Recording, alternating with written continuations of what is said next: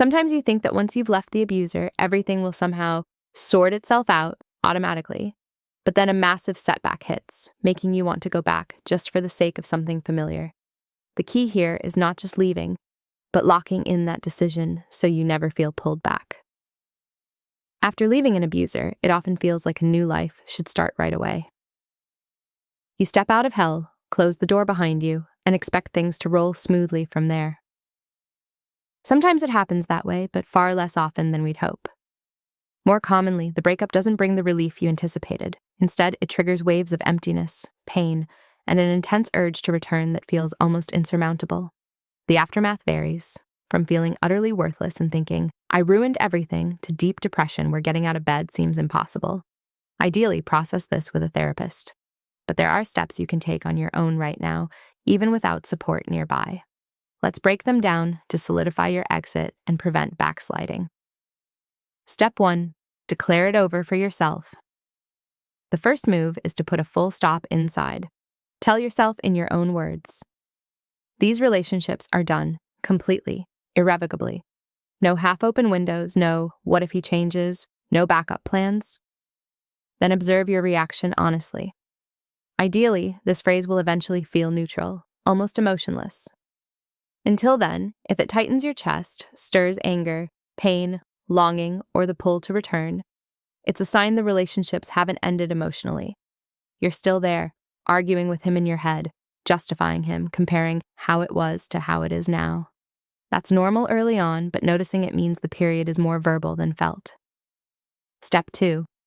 Stop justifying the abuser. Victims often struggle to accept how cruelly they were treated. You search for excuses: tough childhood, hard life, money troubles, stress, nerves. Or turn it inward. I wasn't good enough, didn't try hard enough, failed at my duties. These rationalizations breed shame and guilt, making it seem like the relationships could have been saved with more patience or effort. Ask one direct question. Even if his childhood was rough and life tough, what does that have to do with how he treated you specifically? At what point does someone else's trauma excuse rudeness, humiliation, or violence toward you? If you left, a moment of clarity hit. This can't continue. That's not weakness. It's a healthy boundary. Justifying violence against yourself essentially admits you're second class, someone who deserves punishment. You don't have to believe that. Sure, relationships have mutual grievances and two-sided fights where both lash out. But if aggression came mostly from him while you weren't destroying back, blaming yourself for his actions is unfair. Even if you feel you didn't do enough, relax. Doing everything possible to save a relationship is literally impossible. At some point, you just got tired of the attacks and humiliations, and that's completely normal. Step 3. Honor your choice to leave. Your desire to end it is as valid as anyone else's wish. Even without abuse, you have the right to walk away if you no longer want to be there. Love fades, feelings cool. That's reality, not a crime.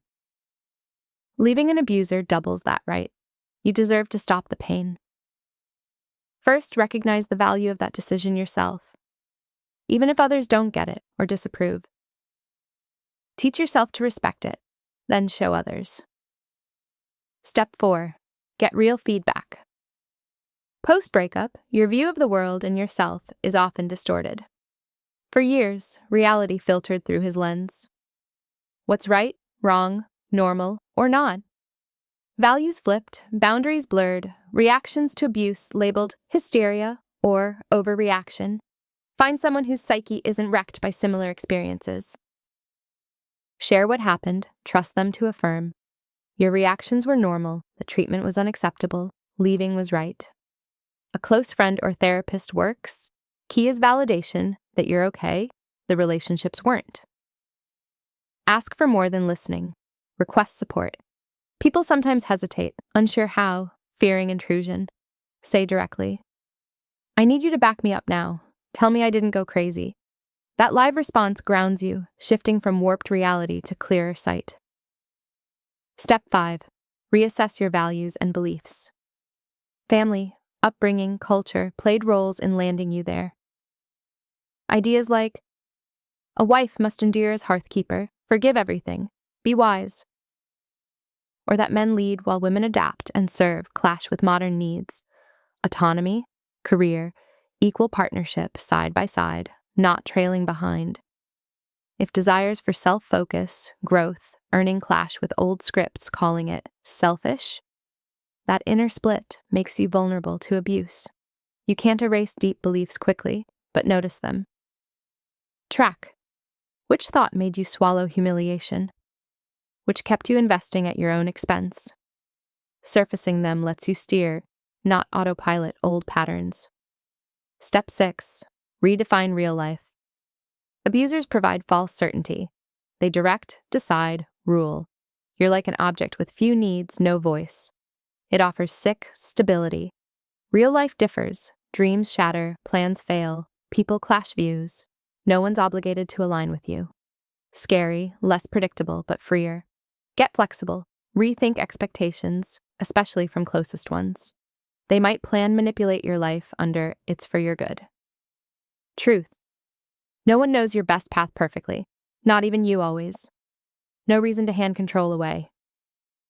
Living someone else's script is easy, comfy, low responsibility, low risk. But irresponsible toward yourself, straight path to repeating abuse. Ask, who am I living for? Me, mom, society, traditions. Awareness shifts everything. Step 7. Set and adjust boundaries. Consider boundaries now or soon. What's acceptable, what's not. What you'll do in relationships, what never. Write it. Test in small ways. Family, colleagues, acquaintances. Boundaries aren't stone tablets. From today forever, only this way, rarely lasts. You change, circumstances shift, old rigid rules can backfire. Treat principles as current settings to update. Rigidity without flex can self-punish. Step 8. Join a support group, connect with similar experiences. Social media groups, forums, chats on narcissistic/abusive stories. Share yours, get response, see you're not alone. Your shameful case is common pattern. Reading passively helps, but engage, post, reply, support.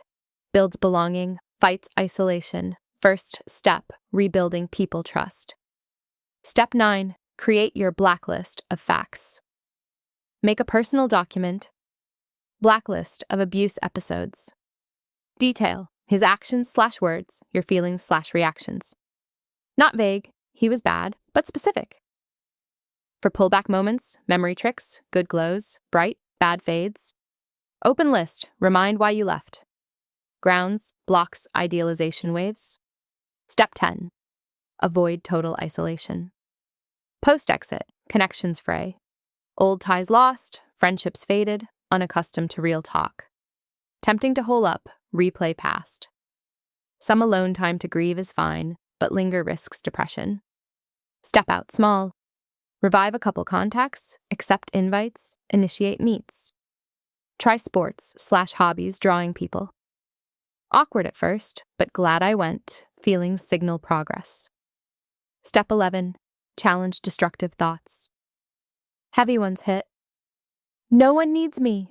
No one will love me again. My fault. Should have tried harder. Mom right, I'm worthless. They don't spawn from nowhere. Not truth. Old programs absorbed. Some from childhood, parental words, harsh moments. Some from abuse convincing you're nothing. They distort, shield deeper fear. Meet someone, open, burn again. Catch question. No one will ever love me. True, how do I know? Who benefits my belief? What if I feed it? Not instant, but rejecting automatic acceptance weakens grip. Step 12. Build self-esteem step by step. Most exit with shattered self-esteem, sometimes shredded. Rebuilding's tough, no one affirmation miracle. Start small. Note real wins, even tiny. Planned on-time arrival. Did it. Win. Aimed 5-kilometer run and did 1 kilometer. Exhausted. Still great. Most don't start. Doctor appointment. Resume sent. Old friend called. Building blocks. Deeper work follows. Therapy. Learning. New roles/experiences. But respecting I did that slashes repeat abuse risk. Remember, you have you. Huge value, you're your core resource. You already did huge work leaving. Rest builds on it. If this resonates, like the video, subscribe, share with those who need it. More chances for all to leave abusers and stay gone forever.